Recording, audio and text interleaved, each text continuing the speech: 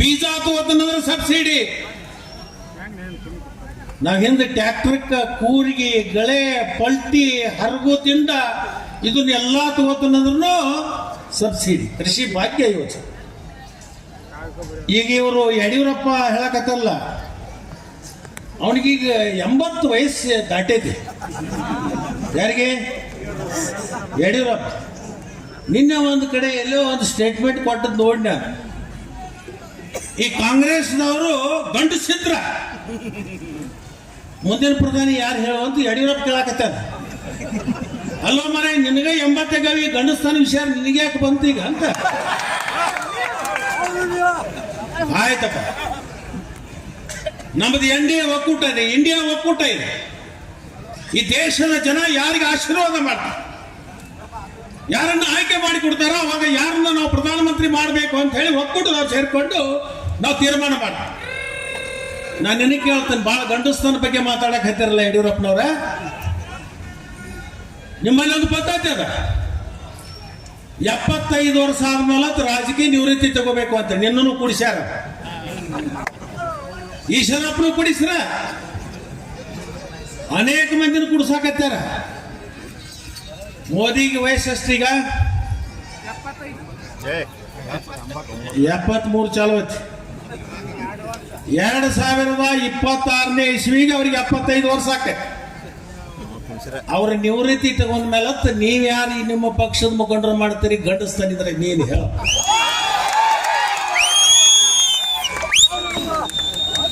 ಹೇಳ್ಬೇಕಲ್ಲ, ನಮ್ಮ ಗಂಡಸ್ತಾನದ ಪ್ರಶ್ನೆ ಮಾಡ್ತಕ್ಕಂಥವ್ರು ನೀವು ಹೇಳ್ಬೇಕಲ್ಲ. ನೀವು ನಾಳೆ 4 ವರ್ಷ ಆದ್ಮೇಲೆ ಕರ್ನಾಟಕದ ಸಾರ್ವತ್ರಿಕ ಚುನಾವಣೆ ಬಂದಾಗ ನಾವು ನಿಮಗೆ ಮತಗಳನ್ನು ಕೊಡ್ಲಿಕ್ಕೆ ಈ ರಾಜ್ಯದ ಜನ ಸಿದ್ಧ ಆದಾಗ ನೀವು ಹೇಳಬೇಕಾಗತ್ತೆ. 2028ನೇ ಇಸ್ವಿಗೆ ನಮ್ಮ ಪಕ್ಷದ ಮುಖ್ಯಮಂತ್ರಿ ಅಭ್ಯರ್ಥಿ ಅಂತ ಹೇಳಿ ನೀವು ಘೋಷಣೆ ಮಾಡ್ತೀರೇನು? ಮಾಡ್ತೀರೇನು ಘೋಷಣೆ? ನೀವು ನಮ್ಮ ಗಂಡಸನ್ನು ಪ್ರಶ್ನೆ ಮಾಡಕತ್ತಾರಲ್ಲ ಯಡಿಯೂರಪ್ಪ ಸಾಹೇಬ್ರೆ, ವಯಸ್ಸಾದ್ಮೇಲೆ ಸುಮ್ಮಿರ್ಬೇಕು.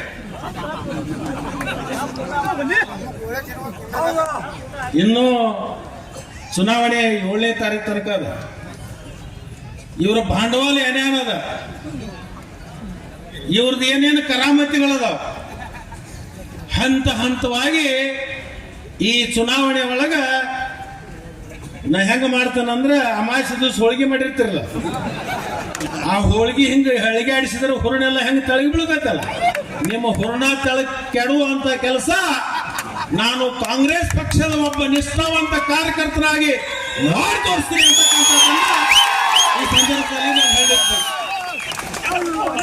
2014ನೇ ಇಸ್ವಿಯಿಂದ ಇಲ್ಲಿವರೆಗೆ 10 ವರ್ಷ ಈ ದೇಶದ ಜನ ನಿಮಗೆ ಅಧಿಕಾರದ ಚುಕ್ಕಾಣಿಯನ್ನು ಕೊಟ್ಟರು. ನಮಗೆ ಕೊಟ್ಟಿರ್ತಕ್ಕಂಥ 10 ವರ್ಷದ ಹಿಂದಿನ ಭರವಸೆಗಳಿವೆ. ಅವತ್ತು ನಮಗೇನು ಹೇಳ್ರಿ, ಸೂಲಿ ಬೆಲೆ ಬಂದಿದ್ರೆ ಇಲ್ಲ ಬಂದಿರ. 2014ನೇ ಇಸ್ವಿ ಒಳಗ ಸೂಲಿ ಬೆಲೆ ಅವರ ಅತನಿಗೆ ಬಂದಿದ್ರು, ಕುರ್ಚಿಗೂ ಬಂದಿದ್ರು. ಅವ್ರು ಏನ್ ಹೇಳಿದ್ರಂದ್ರೆ, ನಾವು ಮೋದಿ ಬ್ರಿಗೇಡ್ ಮಾಡಿದೀವಿ, ಮೋದಿ ಅವರನ್ನ ಗುಜರಾತದಿಂದ ತಂದು ಈ ದೇಶದ ಪ್ರಧಾನಿಯನ್ನ ಮಾಡಬೇಕು ಅಂತೇಳಿ ಸಂಕಲ್ಪ ಮಾಡಿದೀವಿ. ಮೋದಿ ಅವರು ಬಂದ್ರೆ ಈ ದೇಶದ ಚಿತ್ರಣ ಹೇಗಾಗುತ್ತೆ ಅಂತ ಹೇಳಿ ಒಂದು ಕನಸನ್ನು ಬಿಟ್ಟಿದ್ರು. ನಮಗೆ ಹೇಳಿದ್ರು, ಈ ದೇಶದಾಗಿರ್ತಕ್ಕಂಥ ರಾಜಕಾರಣಿಗಳು, ಈ ದೇಶದಲ್ಲಿರ್ತಕ್ಕಂಥ ಅಧಿಕಾರಿಗಳು ಎಷ್ಟು ಜನ ಭ್ರಷ್ಟಾಚಾರದಿಂದ ಹಣವನ್ನ ಗಳಿಕೆ ಮಾಡಿದ್ದಾರೆ, ಆ ಹಣವನ್ನ ವಿದೇಶದಲ್ಲಿ ಇಟ್ಟಿದ್ದಾರೆ, ಸ್ವಿಸ್ ಬ್ಯಾಂಕಿನಲ್ಲಿ. ಅದನ್ನ ಈ ದೇಶದ ಜನ ಮೋದಿ ಅವರನ್ನ ಪ್ರಧಾನಮಂತ್ರಿಗಳನ್ನ ಮಾಡಿದ್ರೆ ಆ ಹಣ ತಂದು ಏನ್ ಮಾಡ್ತು ಅಂತ ಹೇಳಿದ್ರು, ಪ್ರತಿಯೊಂದು ರಸ್ತೆಗಳೇನು ಇವತ್ತು ಡಾಂಬರಿ ರಸ್ತೆಗಳಿದಾವಲ್ಲ, ಆ ಡಾಂಬರಿ ರಸ್ತೆಗಳಿಗೆ ಬಂಗಾರದ ಪ್ಲೇಟ್ ಹೊಡೆದ್ರು ಸಹಿತ 200 ರೊಕ್ಕ ಉಳಿತಾವ ಅಂತ ಹೇಳಿ ನಾವು ಗಾಬರಾಜು. ಇನ್ನು ನಮ್ಮ ಮನೆಗಳ ಮುಂದೆ ಯಾರು ಕಾವಲಕ್ಕೆ ಇಡುದು, ಇನ್ನು ಬಂಗಾರ ಪ್ಲೇಟ್ ಪಡೆದ್ರೆ ಅದನ್ನು ತುಡುಗು ಮಾಡೋರು ಬಂದ್ರೆ ಯಾರ ಗತಿ ಅಂತ ಮಂದಿನೂ ಹಾಂಗ್ ಬಿಟ್ಟು ಯಾರ ಮಾತು ಕೇಳಿ ಸುಳ್ಳಿ ಬೇರೆ ಬಂಗಾರದ ರೋಡ್ ಮಾಡಿಸ್ತು ಅಂತ ಹೇಳ್ಬಿಟ್ಟು ಕೆಲವೊಂದು ಕಡೆ ಹೇಳಿದ್ರು ಒಬ್ಬೊಬ್ಬನ ಅಕೌಂಟ್ಕ 15 ಲಕ್ಷ ಹಾಕಿದ್ರು ರೊಕ್ಕ ಉಳಿತೈತಿ ಅಂತ. ನಮ್ಮ ಜನ ನಮಗೆ ಕೊಟ್ಬಿಟ್ಟು ಇನ್ನೊಂದೇನು ಹೇಳಿ, ಅಟಲ್ ಬಿಹಾರಿ ವಾಜಪೇಯಿ ಅವರ ಕನಸು ನೆನಸಾಗಿಲ್ಲ. ಭಾರತ ದೇಶ ಕೃಷಿ ಪ್ರಧಾನವಾಗಿರ್ತಕ್ಕಂಥ ದೇಶ, ಕೃಷಿಯನ್ನ ಅವಲಂಬನೆ ಮಾಡಿರ್ತಕ್ಕಂಥ ಬದುಕನ್ನು ಕಟ್ಟಿಕೊಂಡಿರ್ತಕ್ಕಂಥ ಈ ದೇಶದ ರೈತ ಸ್ವಾವಲಂಬಿಯಾಗಿ ಬದುಕಬೇಕಾದ್ರೆ ಗಂಗಾ ನದಿಯಿಂದ ತಂದು ಕಾವೇರಿಯಿಂದ ಕೃಷ್ಣೆಗೆ ನದಿ ಜೋಡಣೆ ಮಾಡುದು ಅಂತ ಹೇಳಿದ್ರು ಇಲ್ಲ. ಈ ಬಾಂಟುಗಳು ಕೊಯ್ನಾ ನೀರು ಬಿಡಿಸೋದಾಗುವ ತಿನ್ನತಾರೆ. 15 ದಿವಸ ಹಂಗಾಗಿ ಎಡ್ತಕ್ಕಲಾಗ್ತಾರೆ ಕಟ್ಟು ಬೀಸನ ಕಡೆ ಆ ಬಗ್ತೋ कधी बघणार उस पूर्ण झाल्यानंतर बघणारच का.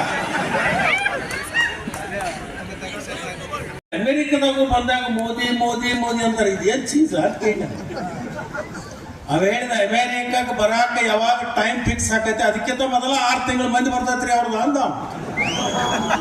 6 ತಿಂಗಳ ಮಂದಿ ಬಂದು ಅವ್ರನ್ನೆಲ್ಲರನ್ನೂ ರೆಡಿ ಮಾಡಿ ಅವ್ರು ಬರೋಕ್ಕಿಂತ ಮುಂಚೆ ತಂದು ಕುಡಿಸಿ ಅಲ್ಲಿ ಒಂದು ಟೀಮ್ ಇರ್ತದ. ಒಳಗೆ ಬಂದು ಕೂಡಲೇ ಮೋದಿ ಮೋದಿ ಮೋದಿ ಶುರು ಮಾಡ್ತಾರೋ ಅದು ನೋಡಿ ಒಂದು ಎಲ್ಲ ಅನ್ನಕ. ಈಗ ಹೊಸ ಶುರು ಮಾಡ್ಯಾರ ಅವರು. ಇವ್ರು ಅಮೆರಿಕಕ್ಕೆ ಆ ಕಡೆ ಹೋದಾಗ ಅಲ್ಲಿ ಮೋದಿ ಕೂಣಿಸ್ತಿದ್ರಲ್ಲ, ಈಗ ನಮ್ಮಲ್ಲಿನೂ ಅಂತಾರ ಮತ್ತೆ ಬೇರೆ. ಈಗ ಬೇರೆ ದೇಶದವ್ರಿಗೆ ಆಮಂತ್ರಣ ಕೊಟ್ಟಾರ. ಭಾರತ ದೇಶದೊಳಗೆ ನಾ ಎಲ್ಲೆಲ್ಲಿ ಪ್ರಚಾರಕ್ಕೆ ಹೋದಾಗ ಹೆಂಗ ನನ್ನ ಹೆಸರಲ್ಲಿ ಕೂತಾರ ನೋಡಾಕ್ ನೀವು ಬರೀ ಮತ್ತೆ ಅವ್ರನ್ನ ಕರ್ಸಕ್ಕಿಲ್ಲ, ಮತ್ತೆ ಅವ್ರನ್ನೂ ಮಳ ಮಾಡೋದು. ಬರೇ ನಮಗೆ 10 ವರ್ಷದೊಳಗ ಬರೇ ನಮಗೆ ಸುಳ್ಳಿನ ಸಂತಿನ ಸುಳ್ಳಿರು. ಏನು ಉದ್ಧಾರ ಮಾಡಿದ್ರು, ಏನು ರೈತರ ಬದುಕಿನಲ್ಲಿ ಬದಲಾವಣೆಯನ್ನು ತಂದ್ರು. ಹೊಸ ನೀರಾವರಿ ಮಾಡಿದ್ರ, ಹೊಸದಾಗಿ ಏನಾದ್ರೂ ರೈತರ ದುಗುಣ ಆಗ್ಲಿಕ್ಕೆ ಏನಾದ್ರೂ ಮಾಡಿದ್ರ, ನೀವು ಕೊಟ್ಟಿರ್ತಕ್ಕಂಥ ಭರವಸೆಯನ್ನ ಈಡೇರಿಸ್ತಕ್ಕಂಥದ್ದು ಏನಾದ್ರೂ ಒಂದು ಆಗಿದೆ ಅಂತ ಹೇಳಿ ಇವತ್ತು ನಮ್ಮನ್ನ ನಾವೆಲ್ಲರೂ ಸೇರ್ಕೊಂಡು ಅವ್ರಿಗೆ ಕೇಳಬೇಕು.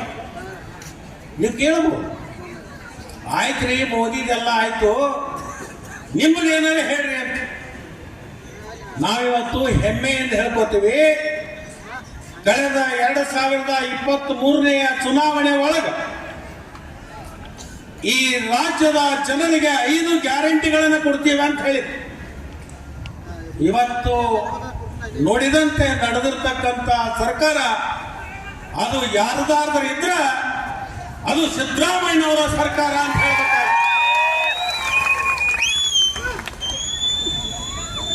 ಈ 5 ಗ್ಯಾರಂಟಿಯಿಂದ ಏನು ಬದಲಾವಣೆ ಆಗಿದೆ ಅಂತ ಹೇಳಿ ಒಂದು ಸಣ್ಣ ಉದಾಹರಣೆ ಹೇಳ್ತೇನೆ. ಗಡ್ಗೆಯವರು ನನಗೆ ಚುನಾವಣೆ ಪೂರ್ವದೊಳಗೆ ಒಂದು ನನ್ನ ಹತ್ರ 400 ರೂಪಾಯಿ ಕಬ್ಬಿ ಕೂಡಿಸ್ಕೊಟ್ರೆ ಏಟಾಯ್ತು? 5,000. ಇನ್ನೊಂದು 500 ರೂಪಾಯಿ ನೀವು ಯಾರು ಉಳಿತೇಟ ಇದನ್ನ ಕೊಟ್ಟಾಗ ಡಬಲ್ ಹಾಕೋ ಮಾರಾಯ. ಇದನ್ನ ತಿಳ್ಕೋ, ರೈತರ ಆದಾಯ ದುಗುಣ ಆಗ್ಬೇಕಾದ್ರೆ ಇದನ್ನ ಮಾಡಿ. ಈ ರೊಕ್ಕ ಎಲ್ಲಿ ಹೊಂಟದ? ಮೋದಿ ಕಿಶ ಹಾಕಿಲ್ಲ, ಮೋದಿ ಕಿಶ ಹಾಕೋ ಚಟ ಇಲ್ಲ.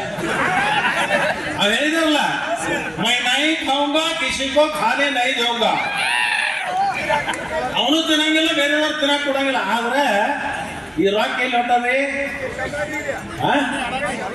ನೋಡಿ ಎಷ್ಟು ಮಂದಿ ಮುಂದೋಗೈತಿ. ಈಗ ನಾವು ಶಾಣೆ ಅಂತ ನಾವು ಕೊಡ್ತೀವಿ, ಆ ರೊಕ್ಕ ಅದಾನಿ ಅಂಬಾನಿ ಹೋಗತ್ತೆ ಅಂತ ಹಾರಿಗೆ ಹೇಳಕತ್ತಾರೆ.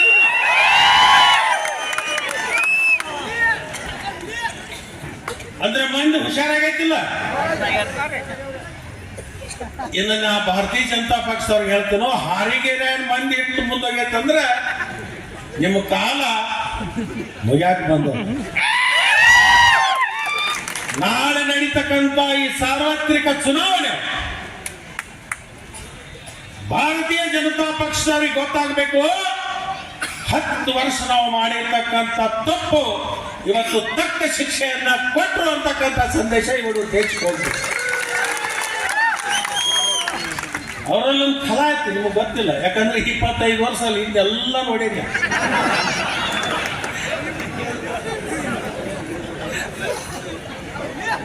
ಮೊನ್ನೆ ನಾನು ಒಂದು 3 ತಿಂಗಳಿಂದ ಅಮೆರಿಕ ಮಾಡೋದು 56 ರೂಪಾಯಿ,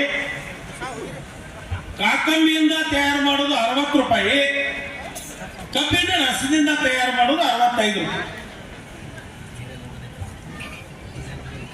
ಅದನ್ನು ಕೇಳಿ ಸತೀಶ್ ಸಾವುಕಾರು 2 ಕಡೆ ಹಾಕಿದ ಅವನು ಪೆಟ್ರೋಲ್ ತಯಾರು ಮಾಡಕ್ಕೆ. ನನಗೆ ಗೊತ್ತಿತ್ತು 20 ವರ್ಷದಲ್ಲಿ ಇದ್ನ. ನಮ್ಮ ಕೃಷ್ಣದವ್ರು ಕೇಳ್ರಿ, ನಾವು ಹಾಕೋಣ ಕಡಿ ನೋಡೋದು. ಸಾಲಗಡೆ ಹಾಕಿರಿ, ಸುಮ್ಮನೆ ಎಲ್ಲಾ ಫ್ಯಾಕ್ಟ್ರಿ ಅವ್ರು ಇತನಾಲ್ ಹಾಕಿದ್ರು. ರೈತರು ತಿಳ್ಕೊಂಡ್ರೆ ಇನ್ನು ಕಬ್ಬಿಗೆ ಬಹಳ ದೊಡ್ಡ ದರ ಬರ್ತದೆ, ಬರಕ್ ಸಾಕಿತ್ತು. ಇವತ್ತಿಗೂ ಅದೇ 80 ಲೀಟರ್ಕ 60 ರೂಪಾಯಿ. ಏಟ್ ಹಾಕ ರೊಕ್ಕ?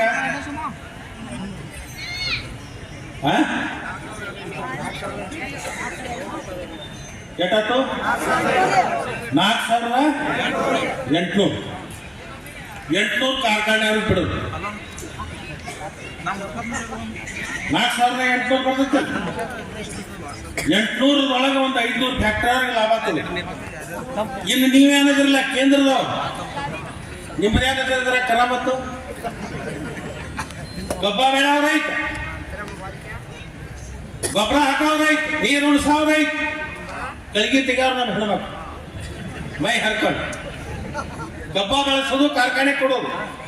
ಅವ್ರು 100,000 ನುರಿಸಿ ಆ ರಸದಿಂದ ಇಥನಾಲ್ ತಯಾರು ಮಾಡ. ಅದನ್ನ ತಯಾರು ಮಾಡಿ ಯಾರು ಕೊಡ್ತಾರೋ? ಕೇಂದ್ರ ಸರ್ಕಾರ. ಕೇಂದ್ರ ಸರ್ಕಾರ ಇವ್ರಿಗೆ ಕೊಡೋದು ಎಷ್ಟು? 60. ಈಗ ವೈದ್ಯರು ಬ್ರಾಹ್ಮಣರು ಇವರು ಲೆಕ್ಕದಾಗ ಬಹಳ ಹುಷಾರು. ಈಗ ಹೇಳಿ 4,800 ರೂಪಾಯಿ, ಎಷ್ಟಕ್ಕ? 60 ರೂಪಾಯಿ. ಕೇಂದ್ರ ಸರ್ಕಾರ ಇದನ್ನ ಇಥನಾಲ್ ತಗೊಂಡು ಪೆಟ್ರೋಲ್ದಾಗ ಏನ್ ಮಾಡ್ತಾರೆ ಗೊತ್ತೇನ? ಏನೂ ಮಾಡಂಗಿಲ್ಲ. ಮ್ಯಾಗಿಂದು ಸುರುವುದು, ತೆಳಗಿಂದು ಪಂಪಿ ಟ್ಯಾಂಕರ್ದಾಗ ಕಳಿಸೋದು, ಪೆಟ್ರೋಲ್ ಪಂಪಿಗೆ ಹೋಗೋದು. ನೀವು ಬಿಟ್ಟರೆ ಬೇರೆ ಯಾವ ಕೆಲಸ. ನೀವು 60 ರೂಪಾಯಿ ಬದಲಿಗೆ ನೀವು ಪೆಟ್ರೋಲ್ ಹೆಂಗ್ ಮಾರಾಕತ್ತೀರಿ? ಈಗ 103 ರೂಪಾಯಿ. 3 ರೂಪಾಯಿ ಪೆಟ್ರೋಲ್ ಪಂಪಿನ ಹೋಗ್ಬೇಡ, ಉಳಿತೇಟ 100 ಉಳಿತೇನೆ. 100ರಾಗ ನೀ ಏನೂ ಇಲ್ಲ, ಟ್ಯಾಂಕರ್ದಾಗ ಹಾಕೊಳ್ಳೋದು, ತೆಳಗೆ ಬಿಡೋದು. ನೀವು ಒಂದು 5 ರೂಪಾಯಿ ತಗೋ, ಎಷ್ಟು ಉಳಿತು? 95. ಇನ್ನೊಂದು 5 ರೂಪಾಯಿ ಫ್ಯಾಕ್ಟ್ರಿ ಅನ್ಕೋ, ಉಳಿತೇಟ 90. ಡಿಫರೆನ್ಸ್ ಆತೆಟ್ಟು 30. 1 ಲೀಟರ್ಗೆ 30 ರೂಪಾಯಿ ಡಿಫರೆನ್ಸ್ ಅಮೌಂಟ್ ನಮ್ಮ ರೈತರಿಗೆ ಕೊಟ್ರೆ 80 ಲೀಟರ್ ಇಥನಾಲ್ಕ 30 ರೂಪಾಯಿ ಎಷ್ಟಾಯ್ತು? 8 3 24 2,400. ಕಬ್ಬಿಗೆ ದರ ಏನು ಕೊಡಕತ್ತಾರೆ ಈಗ?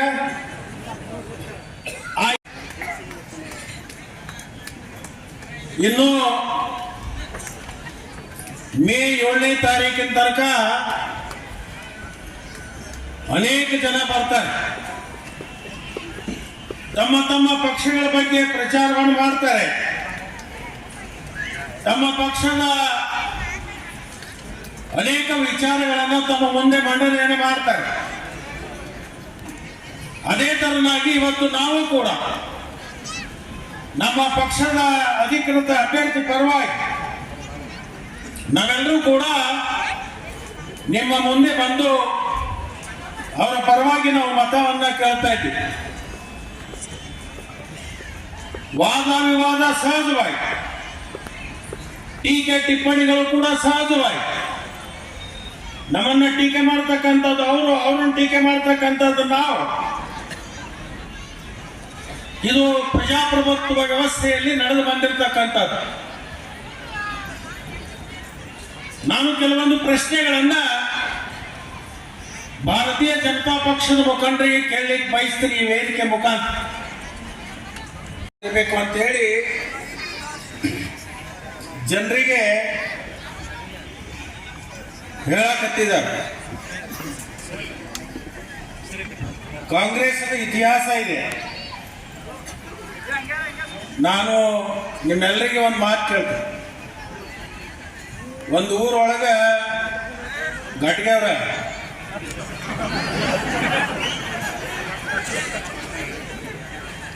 ಒಬ್ಬ ತೀರಿ ಹೋಗಿದ್ದ. ಹೇಳಿದ ಅವನು ಶಿವನ ಪಾದ ಶರಣು, ಅವನ್ನಕ್ಕಾಗಲ್ಲ ಅಂತ. ಈಗ ನಾನು ಹೇಳೋದು ಒಂದು ಉದಾಹರಣೆ.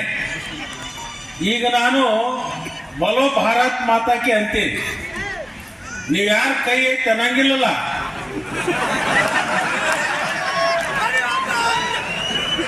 ಅರ್ಥ ಆಗೈತಲ್ಲ? ಎರಡು ಕೈ ಎತ್ತಿ ಹೇಳ್ಬೇಕು. ಬಲೋ ಭಾರತ್ ಮಾತಾಕಿ ಮಾತಾಕಿ. ಇದನ್ನ ಅವ್ರಿಗೆ ಕಳಿಸ್ ಅನ್ನುವಂತ ಸಂದೇಶ ಅವ್ರಿಗೆ ಹೋಗ್ಬೇಕಾಗಿದೆ.